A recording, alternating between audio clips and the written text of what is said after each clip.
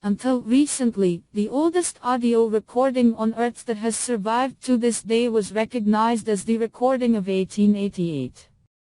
On it, a choir of voices performed the oratorio Israel in Egypt. It was made using the phonograph of Thomas Edison, the first person who could not only record sound, but also reproduce it. The inventor would still be considered the first person to record sound if the oldest audio recording in the world, made on April 9, 1860, by Edouard-Léon Scott de Martinville, had not been found in the archives of Paris in 2008. This man is famous for the invention of the phonautograph, the world's first sound recording device. The principle of its operation was based on the vibrations of a membrane connected to a thin needle, the vibrations of which were recorded on glass or paper with a thin layer of soot.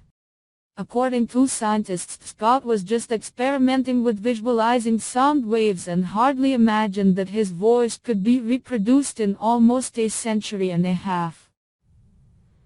The found piece of smoked paper with Scott's recording would have collapsed from any mechanical touch, so a 3D surface scanning method was developed to extract sound, which allows not only measuring the width of the track at a distance, but also gives information about its depth. After computer processing of the data, the scientists were able to obtain a 10-second recording on which the words from the French folk song Au clair de la lune can be made out. This is interesting. Perhaps in the near future, the audio recording of 1860 will seem to us relatively young compared to other found recordings. Some researchers suggest that 3D scanning will help detect acoustic waves left on hard surfaces.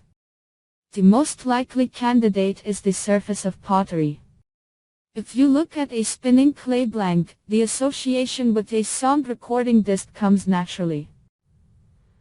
Perhaps in some way, for example, while drawing a pattern, when a thin stick is driven over wet clay, the sound waves have been displayed, but so far not a single ancient pottery has been able to read the sound track. Perhaps the traditional methods of reading sound used before are simply not suitable. But now an optical microscope has appeared in service, and who knows what mysteries are hidden in the pottery of the past.